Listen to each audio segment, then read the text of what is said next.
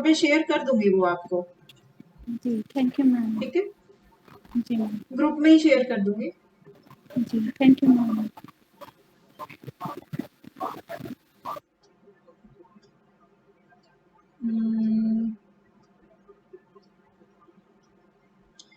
कुछ पीवाईक्यू भी कर लेंगे हम योग से रिलेटेड। ठीक है, ये नहीं है। कौन सी थी, ये रहा।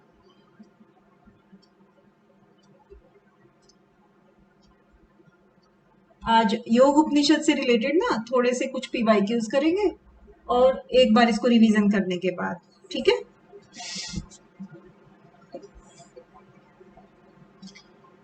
तो हमने सीक्वेंस बनाना सीख लिया था कि योग उपनिषद को सीक्वेंस में कैसे हमने याद करना है। उनके हमने वेद भी देख लिए थे कि किस वेद से लिए गए हैं, और अष्टांग मतलब जो भी योग था उसके अंतर्गत, है ना, जिस प्रकार का योग था हमने वो भी देख लिया था कि श्वेताश्वतर में कौन सा है, योग कुंडली में कौन सा है, चूड़ामणि में, त्रिशिख में, और तत्व में, ध्यान में, बिंदु में, और योगराज में, इनमें कौन कौन से योग हैं। ये आई होप सबको याद हो गए हैं, मुझे पूरी उम्मीद है। और इसके बाद योग के अंग हैं, जिसमें जो चीज है उनके नाम दिए हुए हैं बस इसमें। इसके बाद जो योग के मैक्सिमम अंग होते हैं, जो अष्टांग योग होते हैं, यम नियम से स्टार्ट होते हैं हमेशा, और जिसमें षडांग होते हैं उसमें यम नियम नहीं होता है, तो वो आसन से स्टार्ट होते हैं। तो हमारे इन 8 योग उपनिषदों में से यम और नियम सिर्फ और सिर्फ त्रिशिख में और योग तत्व में है। ठीक है, और उनमें उसकी डेफिनेशन दी हुई है। और आसन का भी हमने बात कर ली थी कि सबसे पहला जो श्वेताश्वतर उपनिषद है, इसका मतलब है उसके वस्त्र एकदम सफेद हैं, कोई भी उसमें लाग लपेट नहीं है, तो ना तो उसमें कोई एक ध्यान योग के अलावा बाकी उसमें कोई यम नियम, आसन, प्राणायाम, प्रत्याहार, धारणा, ध्यान, समाधि, किसी भी चीज का वर्णन नहीं मिलता है। ठीक है, इसके आगे आसन जो है ना बताए गए हैं योग कुंडली में और चूड़ामणि में और त्रिशिख में, योग तत्व में, और किसमें, ध्यान बिंदु में। ठीक है, तो उसमें भी हमने देख लिया था कि पहले जो हमारे हैं योग कुंडली और चूड़ा, उनमें 2-2 आसन बताए हैं, त्रिशिख में 17 आसन बताए हैं, और तत्व में और आगे ध्यान बिंदु में 4-4 आसन हैं, जिनके नाम बिल्कुल वही हैं जो पेयर में है। ये भी दोनों 2 आसन जो इसमें बताए थे वो भी नाम सेम है, और 2 आसन इसमें बताए थे, जो 4 आसन बताए हैं, इनमें भी नाम सेम है बिल्कुल। और 17 आसन है वो एकदम अलग छंटी जाता है वो, है ना। इसके बाद प्राणायाम की बात की थी, कंपैरेटिव स्टडी है ये। शिखा जी आप देख लेना, नहीं समझ में आए तो पूछ लेना बीच में से। हाँ, और फिर आता है अपना प्राणायाम। प्राणायाम के बारे में बताया गया था कि श्वेताश्वतर के बाद जो हमारा कुंडली उपनिषद आता है उसमें 2 ही कुंडल होते हैं, इसका मतलब 2 ही हमारे प्राणायाम बोले जाएंगे, एक सहित प्राणायाम और एक केवली प्राणायाम। सहित क्योंकि वायु धारण के साथ में होता है, तो इसीलिए इसके 4 प्रकार से बताए हैं, सूर्य भेदन, उज्जाई, शीतली और भस्त्रिका। ठीक है, और उसके बाद केवली तो केवल है ही, अकेला ही है। और दूसरे नंबर पर जो अपना उपनिषद था वो था चूड़ामणि उपनिषद।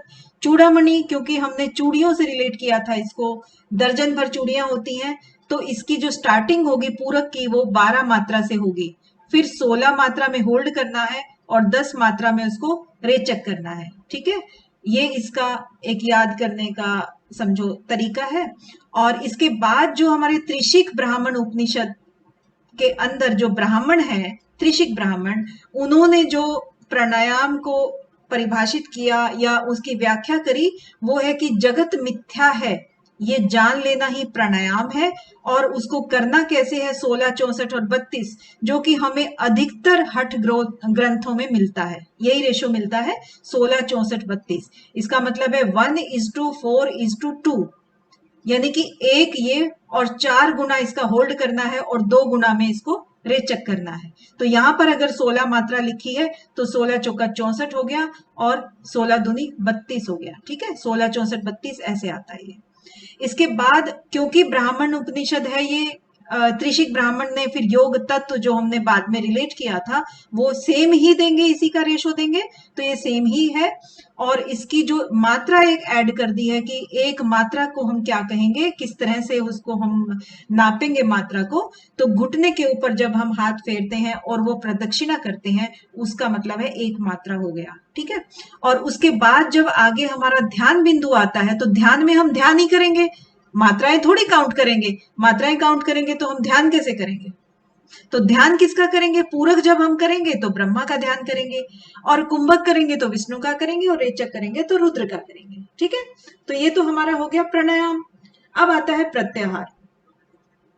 अब क्योंकि प्रत्याहार में ये कुंडली तो हमारी यहीं खत्म हो गई है, इसके बाद यानी कि इसके आगे जो भी हैं वो हमारे पहले दो उपनिषद श्वेताश्वतर और योग कुंडली में कुछ भी नहीं है, प्रत्याहार धारणा ध्यान समाधि कुछ नहीं है। चूड़ामणि से फिर आता है कि चूड़ामणि में क्योंकि हमने दर्जन भर की बात की थी, दर्जन का मतलब 12 से ही इसका नाम शुरू होते हैं कि 12 प्राणायाम से एक प्रत्याहार घटित होता है, 12 प्रत्याहार से एक धारणा घटित होती है, और 12 धारणाओं से एक समाधि घटित होती है यहाँ पर, ठीक है। तो ये 12-12 की मात्रा में हो गई है। और प्रत्याहार में आगे त्रिशिक ब्राह्मण में क्या कहते हैं कि चित्त का अंतर्मुखी होना ही प्रत्याहार है। इसमें आप देखेंगे कि सारे के सारे प्रत्याहारों को इंद्रियों से अपने आप में वापस खींचना ही इनका जो एक मूल अर्थ निकल के सामने आता है वो यही आता है कि इंद्रियों को अपने विषयों से खींच लेना। जैसे कि चित्त का अंतर्मुखी होना, चित्त को बाहर की वृत्तियों से हटा करके अंदर की तरफ हम लेके आते हैं, तो उसको प्रत्याहार बोला है त्रिशिक ने। और अगले जो इन्होंने योग तत्व दिया, योग तत्व में क्या कहते हैं, इंद्रियों को उसके विषयों से खींचना, ठीक है, सीधे सीधे यही बोल दिया है। और 18 मर्म स्थान का नाम क्यों लिया है, क्योंकि जो हमारे शरीर में 18 मर्म स्थान है वहां से एक मर्म स्थान से दूसरे मर्म स्थान में प्राण वायु को खींचना, यानी कि ध्यान वहीं पर लगा के रखना, उसको ही यहां पर कहा है प्रत्याहार। आगे आता है धारणा। धारणा में फिर आगे हम स्टार्ट करते हैं इससे चूड़ामणि से ही। चूड़ामणि में बताया कि 12 प्रत्याहार से धारणा सिद्ध होती है। इसके बाद त्रिशिक आते हैं। तो त्रिशिक क्या कहते हैं धारणा के बारे में, वो कहते हैं कि चित्त का निश्चल भाव धारण ही, चित्त का जो निश्चल है यानी कि जो हलचल नहीं हो रही है वहां पर, हम उसमें चित्त की वृत्तियों को रोक रहे हैं, तो वो जब धारणा कर लेते हैं उस टाइप की, वो जब चीज की हम प्रैक्टिस कर रहे हैं तो उसका नाम ही धारणा है। और ये धारणा पंच तत्वों में क्रमशः 5 घटी बढ़ती चली जाएगी, ठीक है। अब बढ़ती कैसे जाएगी, सबसे स्थूल क्या होता है, सबसे स्थूल 5 महाभूतों में सबसे स्थूल क्या होता है, पृथ्वी पृथ्वी होती है। तो पृथ्वी में धारणा कितनी बताई जाएगी, पृथ्वी की धारणा 5 घटी, सबसे कम जो धारणा है वो पृथ्वी पे आएगी, ठीक है। और उससे जो स्थूल है, उससे कम स्थूल कौन सा है पृथ्वी के आगे, जल आ जाता है। जल के ऊपर कितनी धारणा बताई है फिर, 10 घटी बताई है, ठीक है। और इसके कम सूक्ष्म कौन है, मतलब ज्यादा सूक्ष्म कौन है, जल से ज्यादा सूक्ष्म अग्नि है। अग्नि में धारणा कितनी बताई है, 15 घटी, ठीक है। 5-5 घटी बढ़ता जाएगा। उसके आगे कौन है, उससे कम सूक्ष्म कौन है, वायु। वायु में कितना घटी बताया, 20 घटी बताया। और आकाश में मतलब जितनी भी यथासंभव। क्यों, क्योंकि आकाश जो है ना वो अथाह है, बहुत ही सूक्ष्म है, ठीक है, उसमें यथासंभव आ जाएगा, याद रहेगा ना। स्थूल में सबसे कम, जैसे जैसे सूक्ष्म होता जाएगा वैसे वैसे ज्यादा होता जाएगा, ठीक है। अब हमारा आ गया है नीचे योग तत्व। योग तत्व में धारणा को क्या बताया गया है कि वायु सहित चित्त को महापथ पर लगाना, ये कहा गया है वहां पर। अब धारणा के बाद ध्यान आता है। ध्यान में अगेन वही हम 12 की ही बात करते हैं। 12 की डिजिट जहां भी आ जाए अब तुरंत पहचान जाओगे कि ये योग चूड़ामणि का ही लाइन है, ठीक है, कोई क्वेश्चन आएगा तो इसके आगे 12 धारणाओं से ध्यान की सिद्धि हो गई।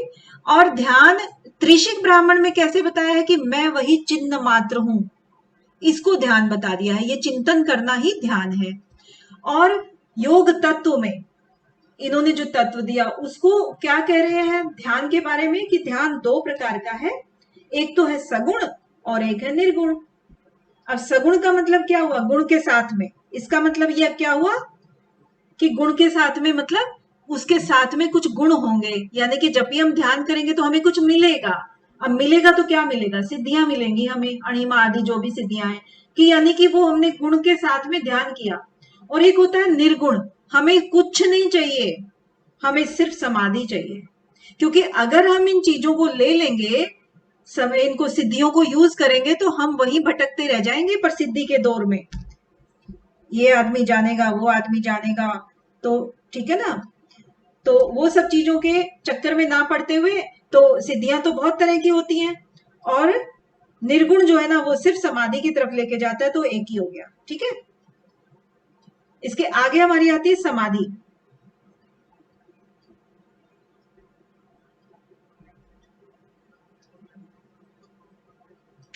तो समाधि में क्या कहते हैं कि 12 ध्यान से एक समाधि की सिद्धि होती है। और उसके बाद त्रिशिक में क्या कहते हैं कि ध्यान का पूरी तरह विस्मरण हो जाना ही समाधि है। यानी कि जब ध्यान भी अपनी चरम सीमा पे होता है, तब हमें पता ही नहीं लगता है कि कितना समय हम लोग बैठे रह गए हैं। एक सेकेंड, किसी का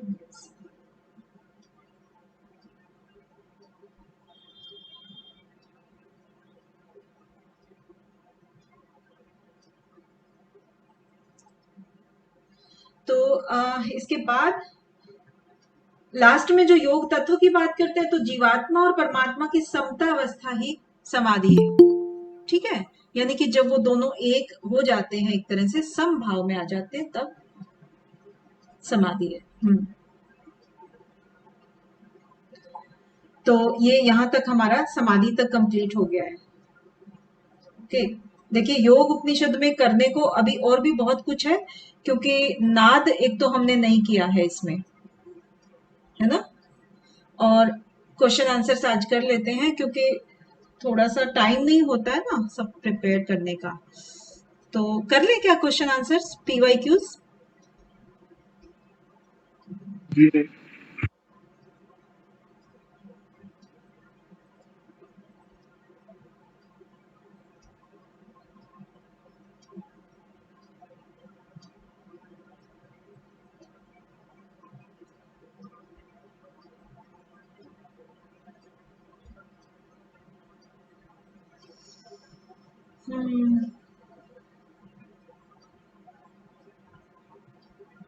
देखिए एक तो ये होता है आपको दिखाने का पर्पज ना, कि क्वेश्चन किस तरीके से बनेंगे। बहुत अभी की अभी दे रहे हैं ना एग्जाम पहली बार में, तो उनको पता नहीं है, ये भी एक पर्पज होता है। चलिए यहां से स्टार्ट है, स्क्रीन शो हो रहा है ना। जी मैम।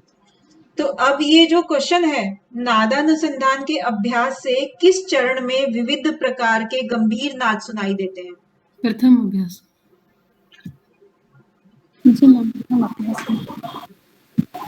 बिल्कुल इसका आंसर प्रथम ही है।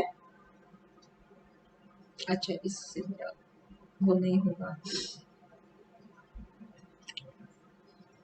मैं मार्क नहीं लग पाएगा इस पे, है प्रथम होगा। ठीक है, तो इसमें देखिए इस प्रकार का बन गया है। नेक्स्ट अपना प्रश्न एक आता है कि योग तत्व उपनिषद के अनुसार योग सिद्धि के प्रारंभिक लक्षण कहे गए हैं। प्रारंभिक में क्या कैसे याद किया था हमने, ला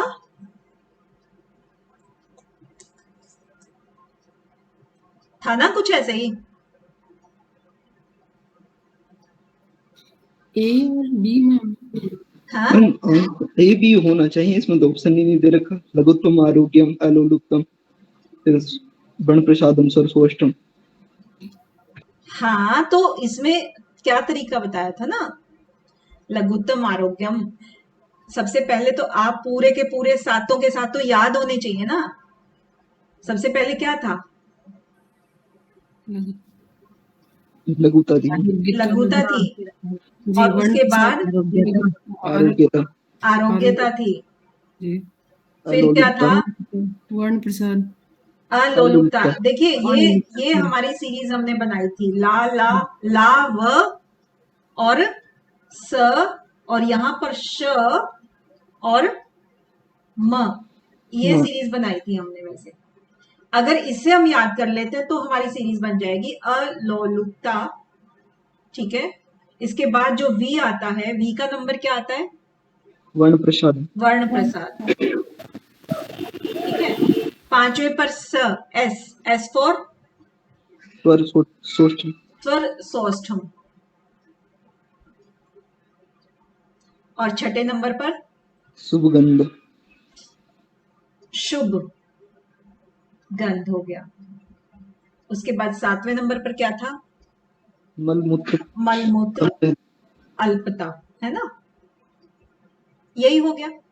तो अब यहाँ पर जो सबसे पहले जब भी कोई इस तरह की प्रैक्टिस होती है योग सिद्धि की तरफ वाली, तो शरीर लघु हो जाता है, हल्का हो जाता है, हल्कापन आ जाता है उसमें, है ना, शरीर में लघुता आ जाती है।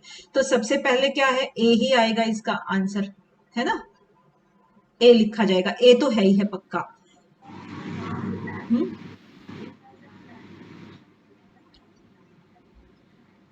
पर ये वाला जो था, ये तो क्वेश्चन ही दूसरा है, हम तो दूसरी बात करने लगे हैं, जी मैम, दूसरा है ना। आंसर इसका हाँ, हम तो योग तत्व की बात कर रहे हैं, योग जबकि हाँ, ये श्वेता श्वेतर का है ये तो। हाँ, बहुत ही अच्छे, हम खुद ही भटक गए, देख लो। जी मैम, हाँ, योग तत्व के अनुसार कौन कौन से हैं?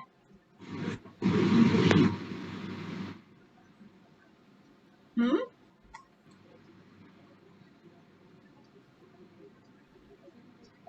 ये तो योग तत्व पूछा है।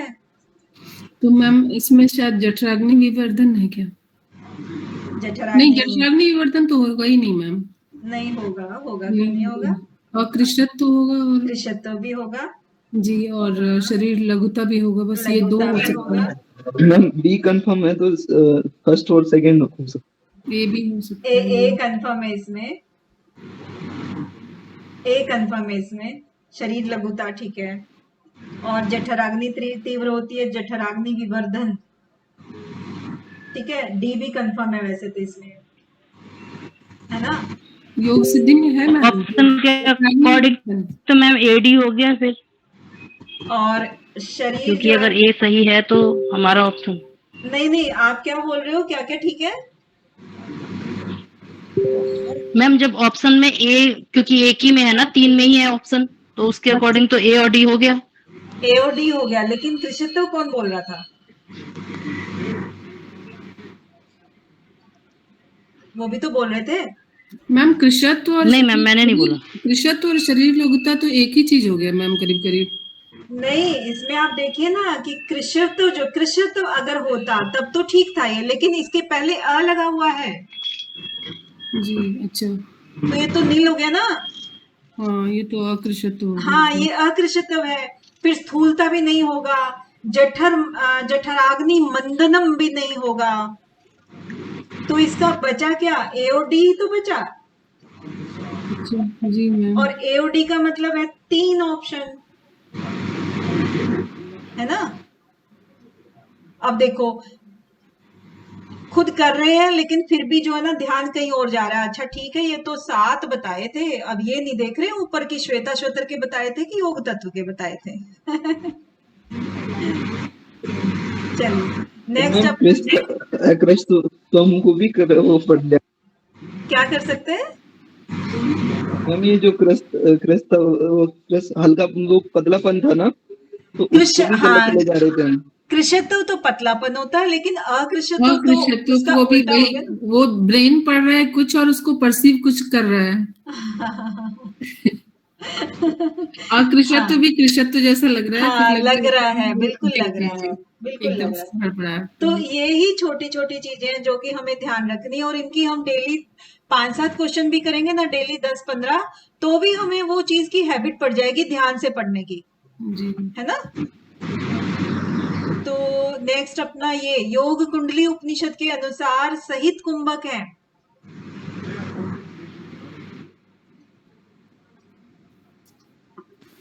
कौन-कौन से हैं? दूसरा है मैम, दूसरा? सेकंड नंबर जी। ओके, बिल्कुल सही है। पूरे वेदी, उज्जाई, शीतली और भस्त्रिका, बिल्कुल सही। इसके नेक्स्ट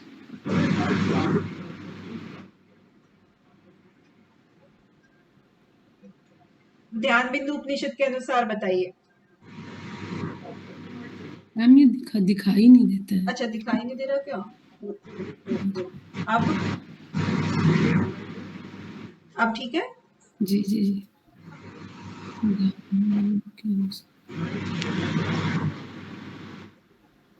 जी मैम ठीक है। हम्म।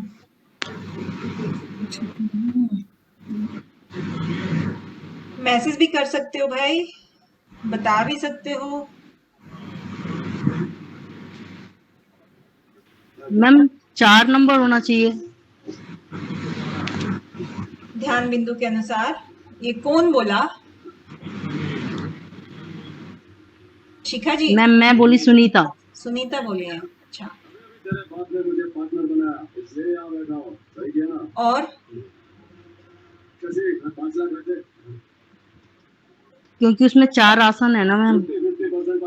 कोई बात नहीं, हाँ। सुनीता टोंगर जी, प्रिंस जी, अनीता जी, जी शिखा मैम। दम्मा जी, सुमन कांता जी। 3 है मैम मेरे हिसाब से। 3 ऑप्शन, ए और बी।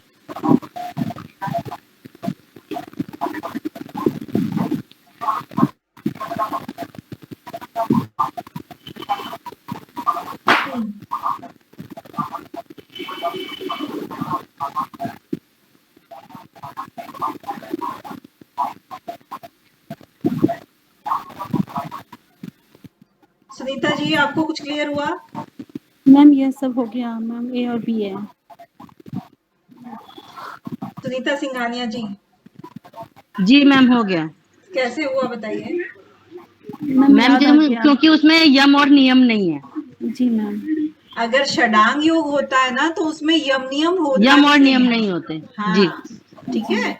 तो पहली जी बार जी। यम नियम देखते ही आपको सबसे पहला रिजेक्शन होना ही ई चाहिए था। ई चाहिए था। ठीक है, जी मैम। चलिए नेक्स्ट।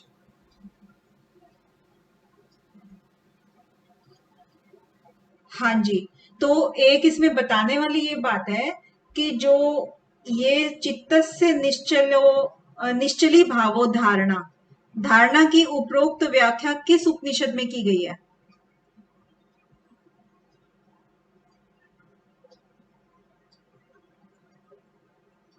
त्रिशिक में। तो त्रिशिक में ये जो हम हिंदी करके जो सर ने लिखवाए हुए हैं ना, वो भी हमें याद करने हैं, और साथ में इनकी संस्कृत भी हमें याद करनी है। अब आप खुद देख लीजिए कि संस्कृत में ही बनी हुई जो भाषा है ना, वो आई हुई है। ठीक है, तो जहां भी आप ये नोट्स बनाएं अपने, वहां पर जो हिंदी लिखी है उसके नीचे इसकी संस्कृत जरूर लिख लें। ठीक है, नेक्स्ट। नाद बिंदु उपनिषद में 12वीं मात्रा को कहा गया, ये तो सबको मालूम है। जी मैम ब्राह्मी। नहीं ये तो पता है। चलिए, इसके आगे फिर नाद बिंदु का आ गया है।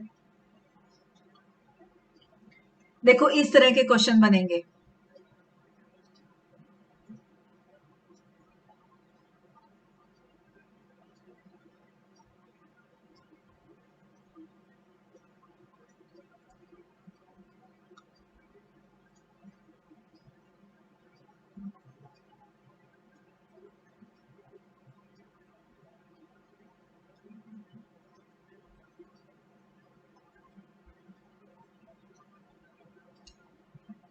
प्रिंस भार्गव जी 3 कह रहे हैं, बबीता जी 3 कह रही हैं, आरुषि जी 3 कह रही हैं, CEA सरिता जी 3 कह रही हैं। क्या कह रहे हो? CEA ए 3 मैम नहीं ए है। मैम हाँ, सी है सी सी है। है अच्छा, बिल्कुल सही है मैम, सी यही है। हाँ मैम तीसरा ही है। और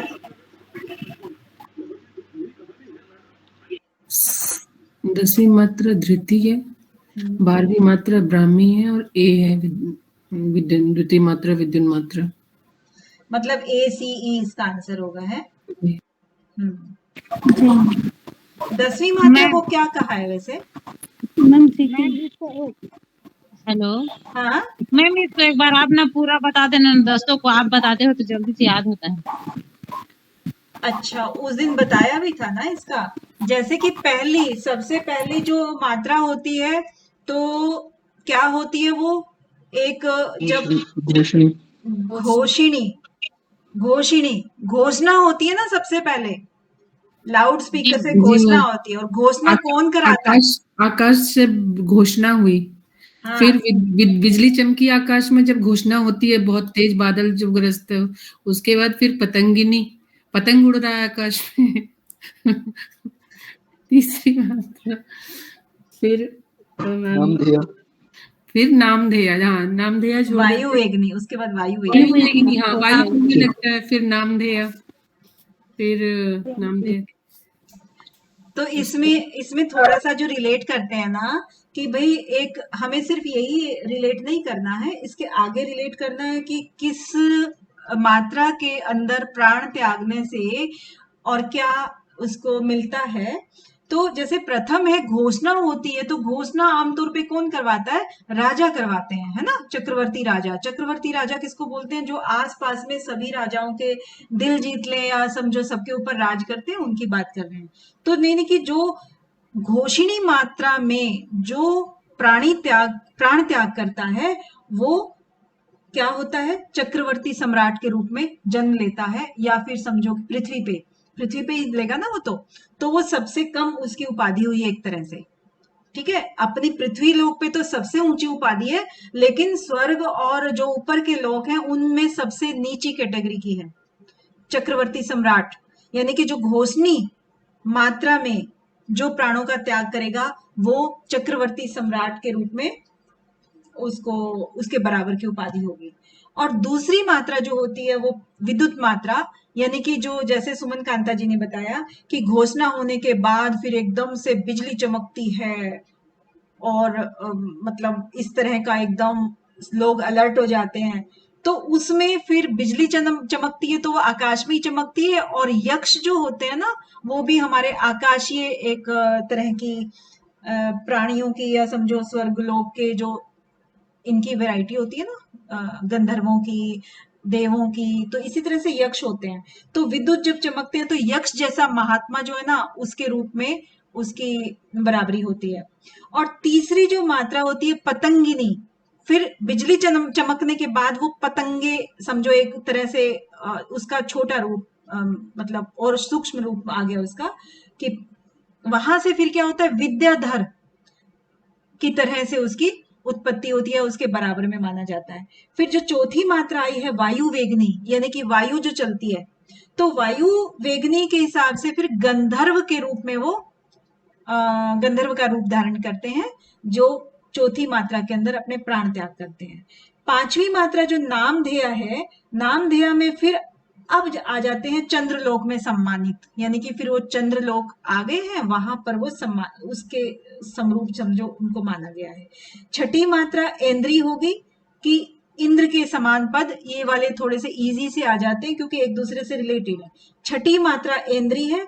और सातवीं फिर वैष्णवी, विष्णु शंकर हो गए ना, वैष्णवी हो गई, वो विष्णु पद की प्राप्ति हो जाती है।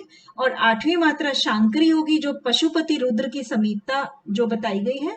और नौवीं मात्रा महती हो गई, यानी कि महलोक जो होता है उसकी प्राप्ति हो जाती है। और 10वीं धृति हो गई, जो जनलोक होता है। और ये सारे लोक हैं पशुपति के बाद, शांकरी के बाद लोक है सारे, मह जन तपह, और लास्ट में फिर ब्रह्म आ जाता है। तो महलोक की प्राप्ति, 10वीं में धृति यानी कि जनलोक की प्राप्ति, और 11वीं मात्रा नारी जो तपोलोक की प्राप्ति होती है, और 12वीं मात्रा ब्राह्मी जो ब्रह्मलोक की प्राप्ति करवाते हैं। इस तरह से थोड़ा सा देख लीजिए। अब देखिए यहाँ पर जो क्वेश्चन बने हैं ना, तो आपको कंफ्यूज करने के लिए सेम चीज की दूसरी मात्रा का नाम विद्युत मात्रा है और दूसरी मात्रा का नाम पतंगी है ना। तो जिसने ऊपर नीचे तो याद किया है, लेकिन कंफ्यूज हो जाएंगे जिसने पक्का नहीं किया याद। 10वीं को धृति भी बता दिया, 10वीं को इंद्री भी बता दिया, है ना। जी मैम, बिल्कुल सही। तो इस ये तरीके बात क्वेश्चन आए हुए हैं मैम, सारे कंफ्यूजन वाले। हाँ, ये आए हुए हैं, इसीलिए बस आपको बताया जा रहा है कि क्वेश्चन इस तरह से बनेंगे और आपको आगे जो प्रैक्टिस के लिए बनाने हैं ना क्वेश्चंस, आप इसी तरीके से भी बनाने की कोशिश करना। सिंपल सिंपल नहीं एकदम से, ऐसे भी बना के रखना। जी तो मैम। योग योग बी एंड डी कितना? B and D third. चित्त की चंचलता के 3 कारण और चित्त की चंचलता के 2 कारण। फिर प्राणों पर विजय के केवल 2 साधन और प्राणों पर विजय के 3 साधन। अब देख लो, मिलावट करके ऐसे डाल देते हैं। कंफ्यूज कर दिया मैम। बी और डी मैम। बी और डी है, बिल्कुल बी और डी है। चलिए नेक्स्ट चलते हैं। इसके आगे है माया तू विद्यान्मयीनम तम महेश्वरम। तो उपरोक्त कथन के द्वारा किस उपनिषद में ईश्वर का स्वरूप वर्णित है?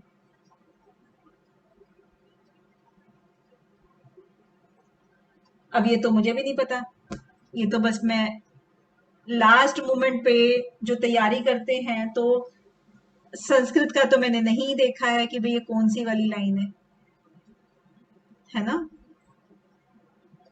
तो मुझे भी इसका आंसर नहीं पता है। मैम तो ईश्वर के वर्णन के अकॉर्डिंग कर सकते हैं, जैसे श्वेता श्वेतर में हुआ है। हाँ, आप अंदाजा जरूर हम लगा सकते हैं कि माया की बात करी गई है तो श्वेता श्वेतर में करी गई थी, है ना। जी तो उसके हिसाब से हम ये देखिए, अंदाज वाले भी आपके क्वेश्चन बनेंगे जिसमें आप कंफ्यूज तो रहोगे, पता नहीं ये इसमें पढ़ा था उसमें पढ़ा था, लेकिन कहीं ना कहीं कुछ रिलेट करके आप वो अंदाजा भी आपका फिर तुक्का जो है ना वो सही बैठ जाता है। बढ़िया। के बारे में सुने। अब ये ध्यान बिंदु उपनिषद के अनुसार उकार से संबंधित गुण है।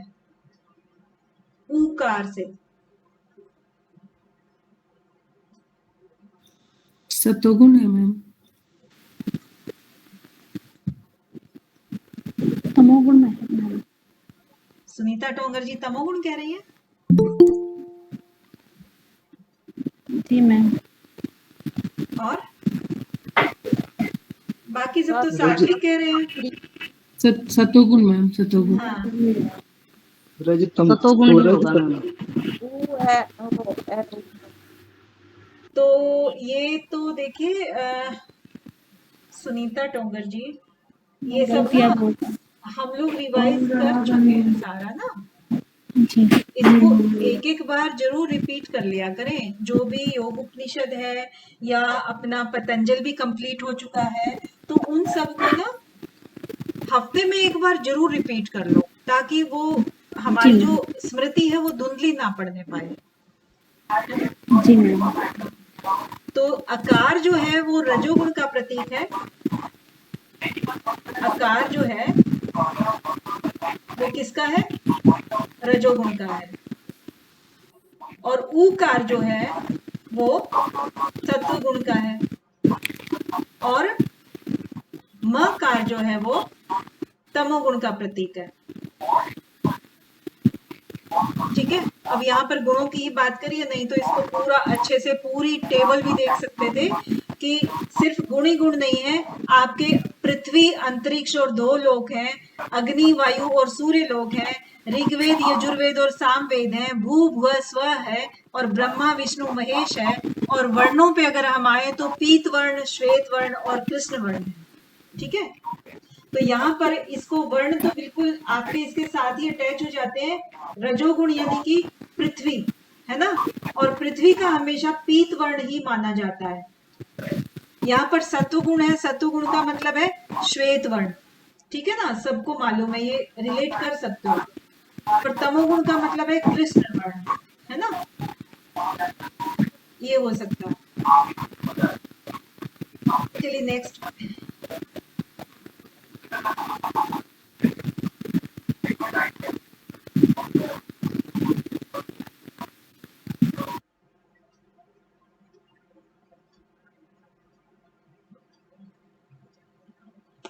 फोर्थ है मैम, फोर्थ, चौथा।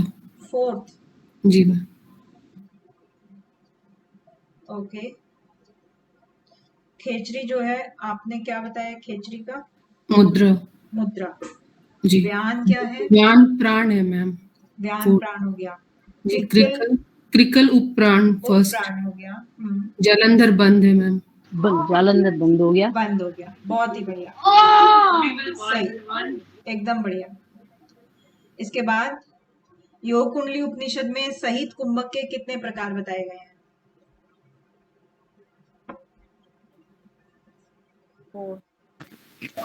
अनीता जी 2 चार। कह रही मैम, चार। मतलब 4 है मैम, तो दूसरा हो जी मैम, 4 है। हाँ।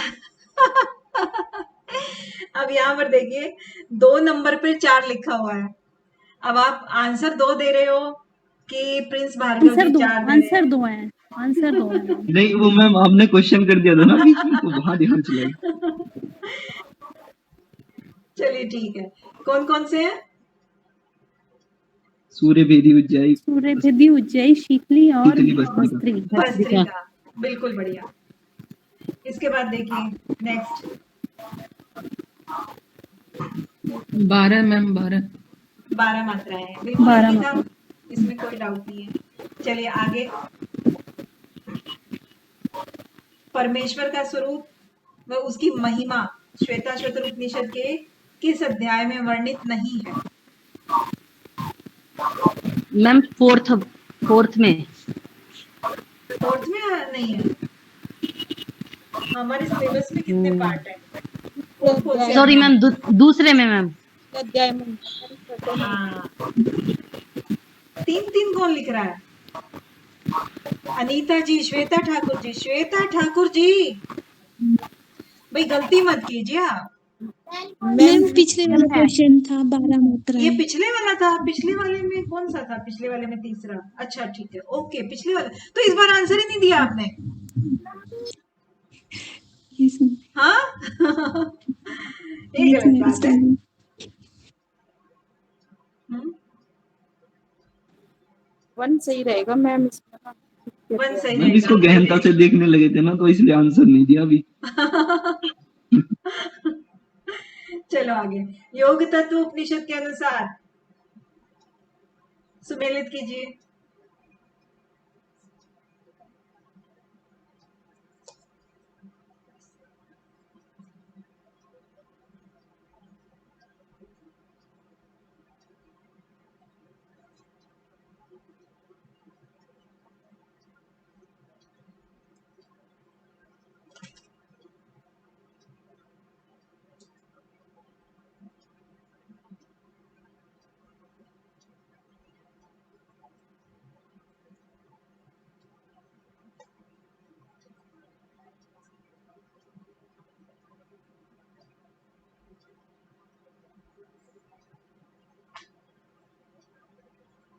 हम्म,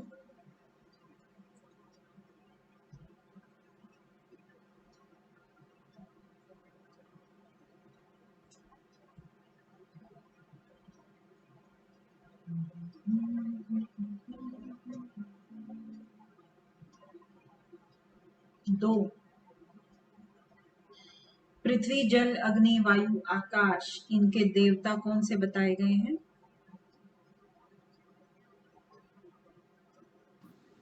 मैम पृथ्वी का तो 5 है, चतुर्भुज, चतुर्मुख ब्रह्म।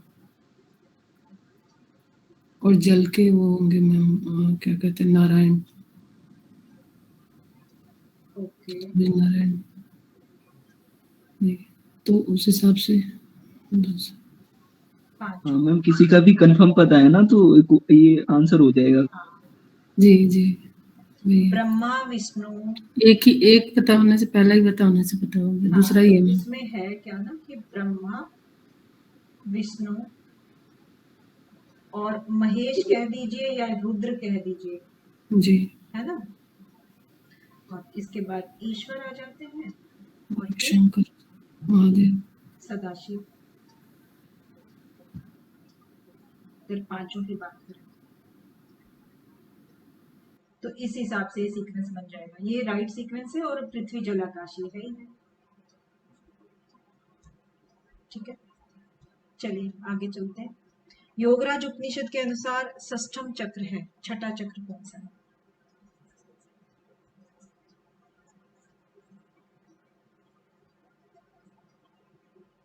चार चार चार तालुका चक्र बोला। वेरी नाइस, बढ़िया। ठीक है, नेक्स्ट चतुरंग योग, जिसमें कि मंत्र, लय, हठ और राज का वर्णन किया गया है, वो किस किस में है? त्रिशिक ब्राह्मण में है, योग तत्व में है, योग राज में है या नाद बिंदु में है? धर्मेंद्र जी चार बोल रहे हैं, बी एंड सी, योग तत्व एंड योगराज। और कौन बोल रहा है? आरुषि जी बोल रही हैं। सुमन कांता जी सिर्फ जी बोल रही है।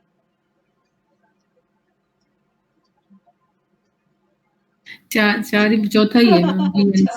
ठीक है, ओके, बढ़िया। इसका मतलब सबको याद हो गया। योग तत्व में नाड़ी शोधन के लिए प्राणायाम के अभ्यास हेतु निर्देश है।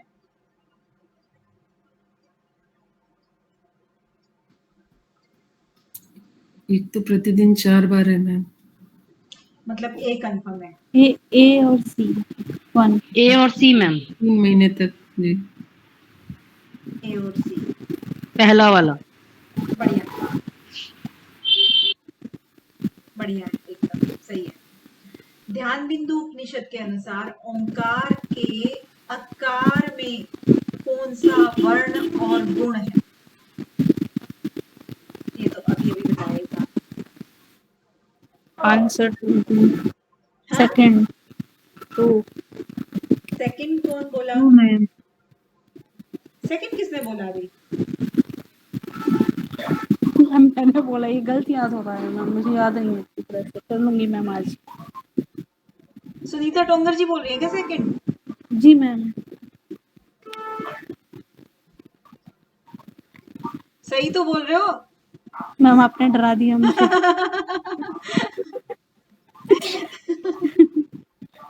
अभी तो बोला था ना कि जो पृथ्वी जी है, पृथ्वी मैं उसके वही आपका अंतर्गत सुन के याद कर लिया था। सही है, बिल्कुल सही है भाई। पीत वर्ण होता है, कहीं भी आप पृथ्वी का कलर देखोगे ना तो पीत वर्ण में आएगा, और पीत वर्ण है और रजोगुण में आएगा। ठीक है, बढ़िया है। चलिए नेक्स्ट, त्रिशिक ब्राह्मण उपनिषद के अनुसार कंद से निकलने वाली मुख्य नाड़ियां, त्रिशिक ब्राह्मण क्या कह रहे हैं कि कंद से कितनी नाड़ियां निकलती हैं? मैम 10। 10 आरुषि जी क्यों फर्स्ट बोल रही हैं?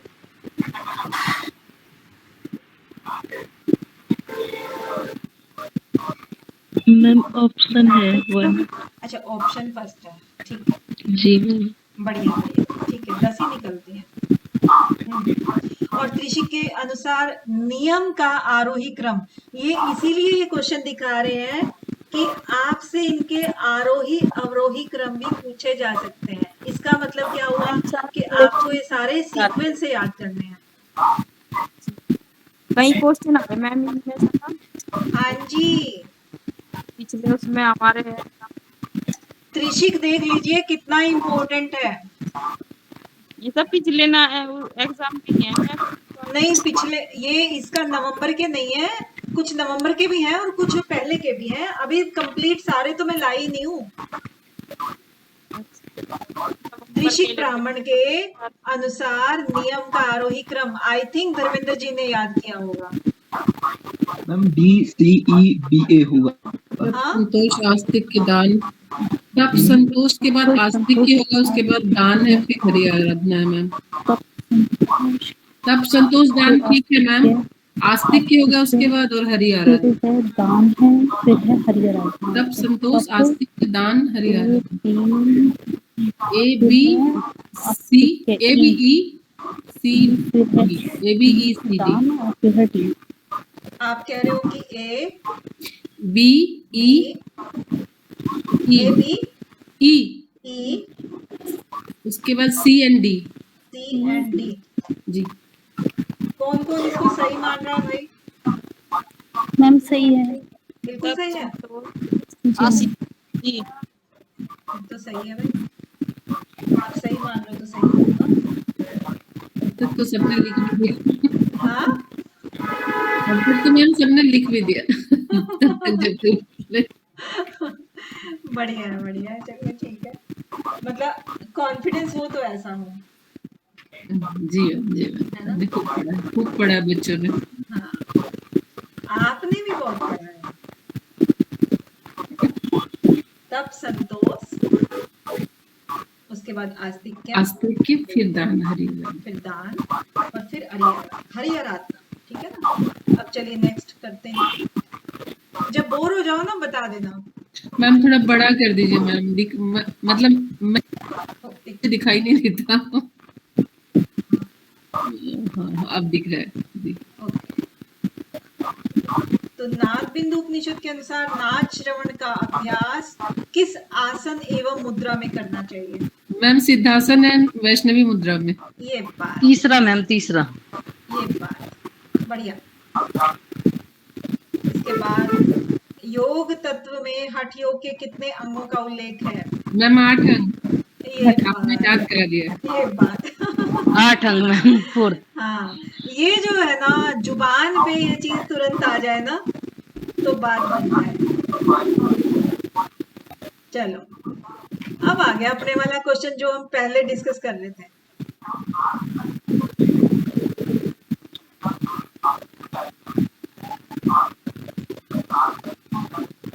क्या स्पेलिंग थी उसकी?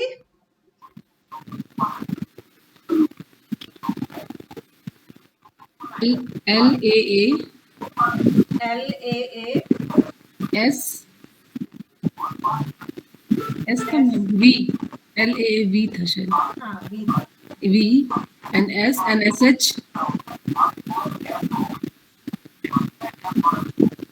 उसके बाद कोई बात नहीं, उसके बाद तो मलमूत्र है। मलमूत्र। जी L हो गया, L लघुता तो नहीं।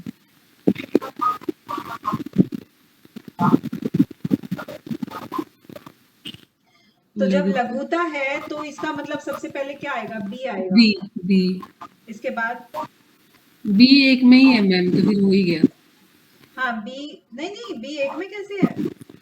एक ही में सबसे पहले बी एक में ही है मैम, फर्स्ट वाले में। हाँ एक ही में है तो बस वो, बाकी तो आपके पास अगर टाइम की कमी हो ना तो बेशक आप इसी को टिक करके आगे बढ़ो।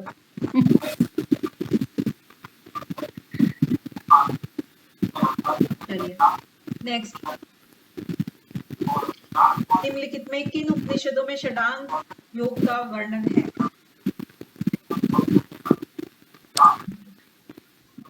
मैम चूड़ामणि और ध्यान बिंदु। हाँ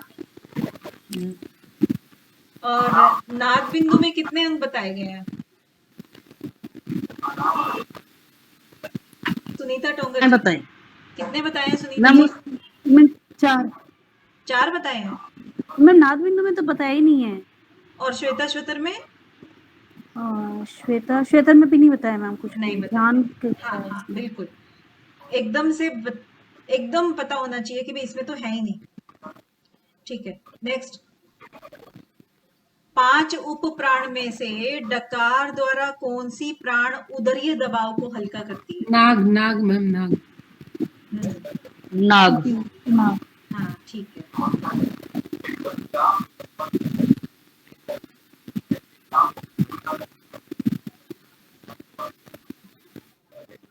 ऐसे नाग जो होता है ना नाग अगर सामने आ जाए तो वैसे भी डकारी है उधर ये दबाव तो वैसे ही नहीं रहेगा, पेट तो यूं ही सिकुड़ जाएगा।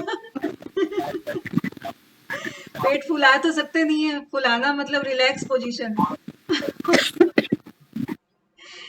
ठीक है। ध्यान बिंदु उपनिषद के अनुसार ओंकार की तृतीय अंश मकार में क्या लय होता है? अब इनमें देखिए ऑप्शंस है अंतरिक्ष, दो, सामवेद, यजुर्वेद। तो जाहिर सी बात है जो अंतरिक्ष ए और बी है ये हमारी एक ही तरह की चीज को डिनोट करते हैं। पृथ्वी अंतरिक्ष दो है ना, तीन चीजों का ये रहता है। और सामवेद ऋग्वेद, सामवेद, यजुर्वेद है ना। तो जो मकार है, मकार में पूछा है इन्होंने, तो मकार में क्या क्या चीजें आएंगी? तीन ऑप्शन दे रहे भाई, बी और सी।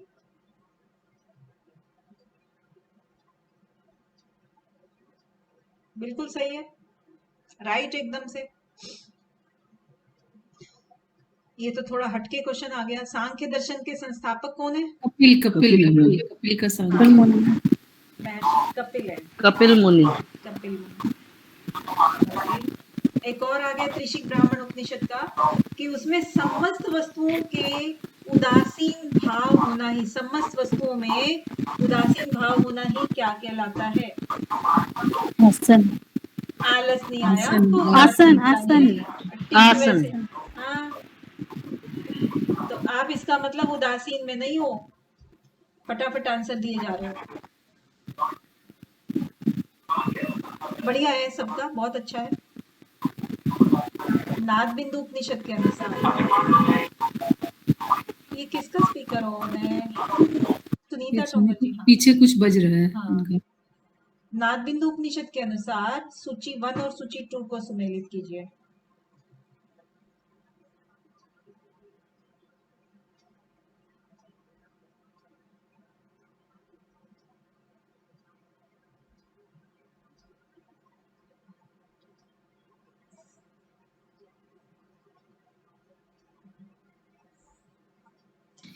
सेकंड वाला वही है मैम, ए का 2, अ का अग्नि, अकार का।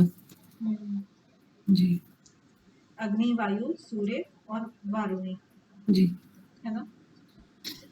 बढ़िया, ये कंसेप्ट क्लियर ही है। फिर एक आता है कि नाद बिंदु उपनिषद के अनुसार ओंकार को जानने की योगिक तकनीक क्या है? धारणा मैम, धारणा से जानी जाती है। हाँ जी, बिल्कुल, धारणा से जानी जाती है। बिल्कुल इसका सेकंड ऑप्शन रहेगा। सेकंड ऑप्शन धारणा।